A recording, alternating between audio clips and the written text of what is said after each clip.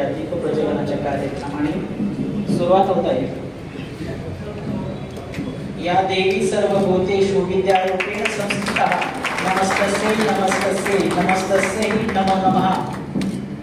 दोन्ही मान्यवरांच्या हस्ते दीप प्रज्वलनाच्या या कार्यक्रमाची मंगलमय सुरुवात होत आहे। आपण सर्वजण या अनोख्या आणि एका चांगल्या कार्याचे साक्षीदार आहात हे आपलं भाग्य आहे।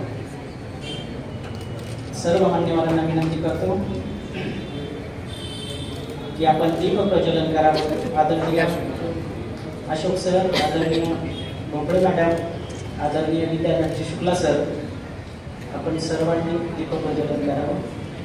सर्व मान्यवरांना मी विनंती करतो की आपण सर्वांनी आपल्या जागेवरती आसनस्थ व्हावं।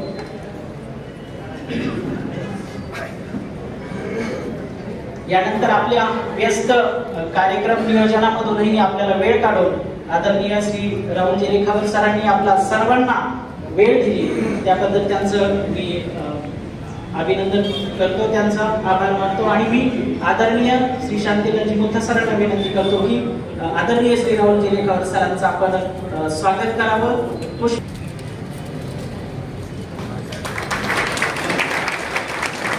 जोरदार टाळ्यांच्या गजरात आपण स्वागत करूया। स्मृती चिन्ह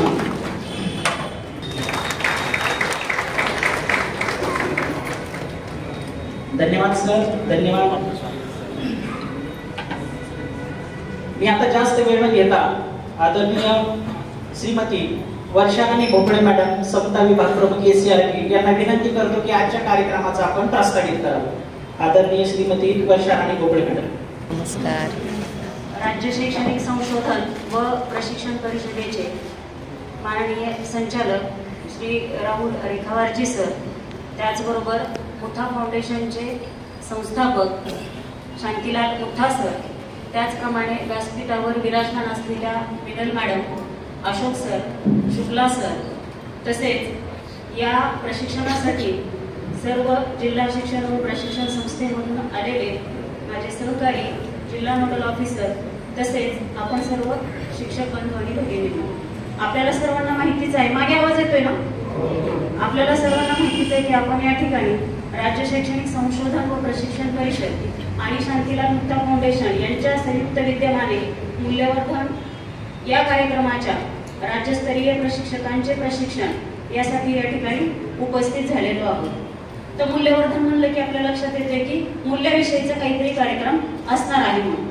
मग तुम्हाला असाही प्रश्न पडला असेल जेव्हा तुम्हाला पत्र मिळालं आणि असं समजलं की मला आता या मूल्यवर्धनच्या प्रशिक्षणासाठी जायचं आहे, तर त्यावेळेला मग आपला जो सध्याचा अभ्यासक्रम आहे किंवा नवीन जो पहिलीचा आलेला अभ्यासक्रम आहे, पाठ्यपुस्तक आहे किंवा येऊ घातलेला जो अभ्यासक्रम आहे त्यामध्ये मूल्य नाही आहेत का? मूल्य शिक्षणाविषयी त्याच्यामध्ये काही उहापोह केलेला नाहीये का? आता जेव्हा आपण चिंतन करू, विचार करू, तेव्हा आपल्या लक्षात येते की जरी आपल्या आता सध्याच्या पाठ्यपुस्तकामध्ये मूल्य शिक्षण असलं तरी देखील त्या मूल्य शिक्षणामधून जो समाज घडायला पाहिजे, जे समाजामधलं व्यक्तींचं वर्तन असायला पाहिजे, आचरण असायला पाहिजे, ते सत्यस्थितीमध्ये आपल्याला दिसून येतं आहे का? आपण उघड्या डोळ्यांनी आपण न्यूज चॅनल बघतो, न्यूज बघतो, पेपर वाचतो, तेव्हा पेपरमधील 70-80% भाग हा अशाच काही घटनांनी, अशाच काही प्रसंगांनी, अशाच अन्याय आणि अत्याचारानं भरलेला आपला कार्यक्रम आहे। यामध्ये 1ली ते 8वीचे सर्व शिक्षक आणि विद्यार्थी, मराठी माध्यम, हिंदी माध्यम आणि इंग्रजी माध्यम या तिन्ही माध्यमाचे याच्यामध्ये असणार आहेत। आणि आपण शिक्षकांसाठी आणि विद्यार्थ्यांसाठी शिक्षक उपक्रम पुस्तिका आणि विद्यार्थी उपक्रम पुस्तिका तयार केलेल्या आहेत। शांतीलाल मुथा फाउंडेशनने मागील 1 वर्ष जी टीम आपल्याला समोर दिसत आहे, मिनल मॅडम आणि शुक्ला सर आहेत, अशोक सर आहेत, त्यांनी ही उपक्रम पुस्तिका ज्या आहेत त्या तयार केलेल्या आहेत आणि राज्य शैक्षणिक संशोधन व प्रशिक्षण परिषदेमार्फत याचं पुनरावलोकन मागील 4 महिन्यापासून आपण करत आहोत। माननीय संचालक राहुल रेखावर सर यांनी एवढं त्यांचं व्यस्त शेड्यूल असताना देखील शब्द न शब्द स्वतः वाचलेला आहे। अगदी थोडक्यात आणि मोजक्या शब्दांमध्ये सांगितलं त्याबद्दल आदरणीय मॅडम आपलं खूप खूप धन्यवाद। यानंतर मी भारतीय जैन संघटना आणि शांतीलाल मुथा फाउंडेशन अध्यक्ष आदरणीय श्री शांतीलालजी मुथा सर यांना विनंती करतो की आपण सर्व आपल्या सहकारी शिक्षकांना मार्गदर्शन करा। नमस्कार। आदरणीय SCRT संचालक राहुल रेखावार सर, आदरणीय भोपळे मॅडम, माझे सर्व सहकारी आणि या ठिकाणी उपस्थित सर्व गुरुजन वर्ग, आपल्या सर्वांच्या चरणी कोटी कोटी वंदन. आज मूल्यवर्धनच्या या प्रशिक्षणाच्या निमित्ताने आपल्या या प्रांगणामध्ये या संस्थेचा मुख्य म्हणून स्वागत करतो.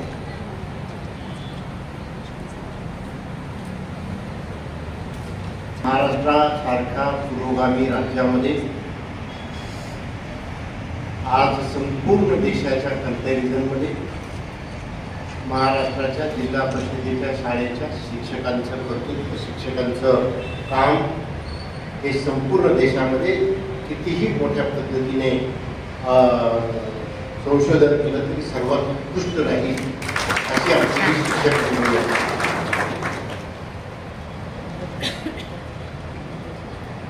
रेकॉर्ड साहेबांना मी सांगू इच्छितो की परवाच पिझाचा रिपोर्ट आला होता आणि त्याच्यामध्ये सुद्धा महाराष्ट्र राज्याच्या शिक्षणाच्या संदर्भामध्ये अतिशय चांगल्या प्रकारची प्रगती दाखवण्यात आली. माझा संबंध शिक्षक वर्गाशी खूप जुना आहे.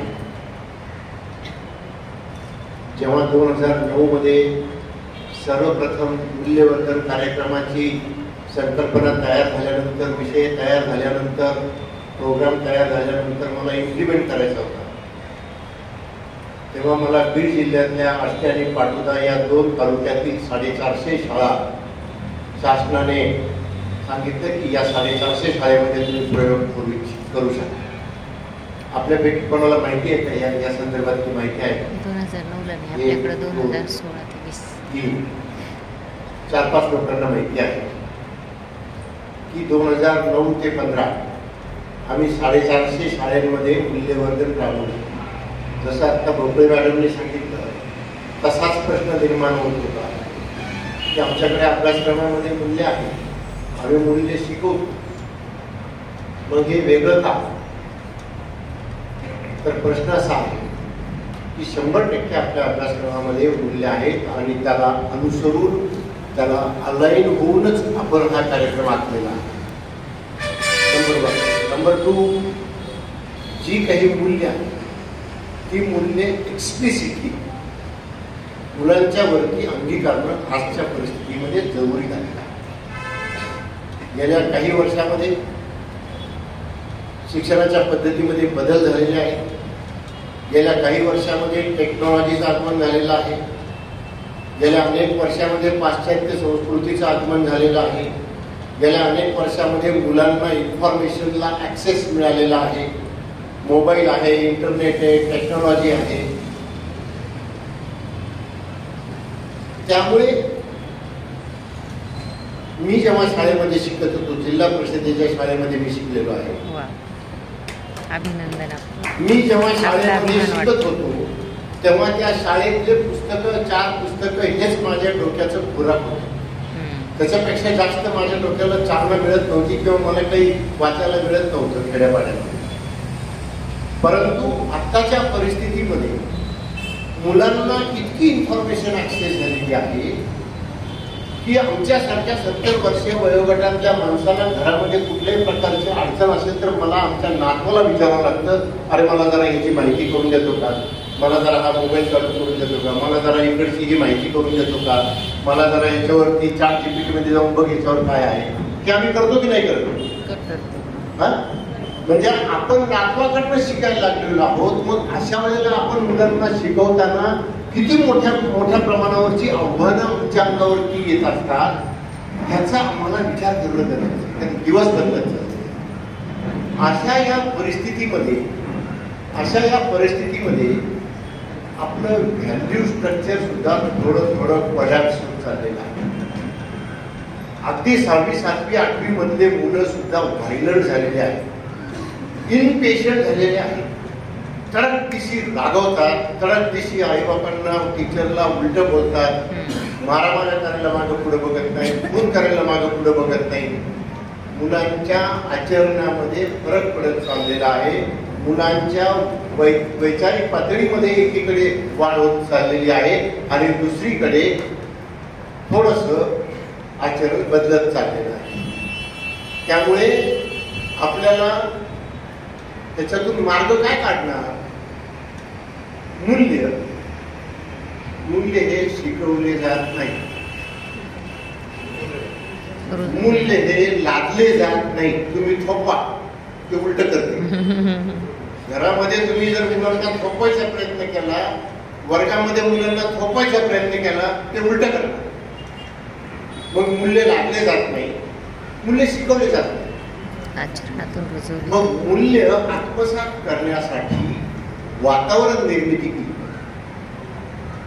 त्याच्यासाठी वातावरणामध्ये चेंजेस केले पाहिजेत आणि हे फक्त शाळेत होऊ शकतात, घरात होऊ शकत नाही.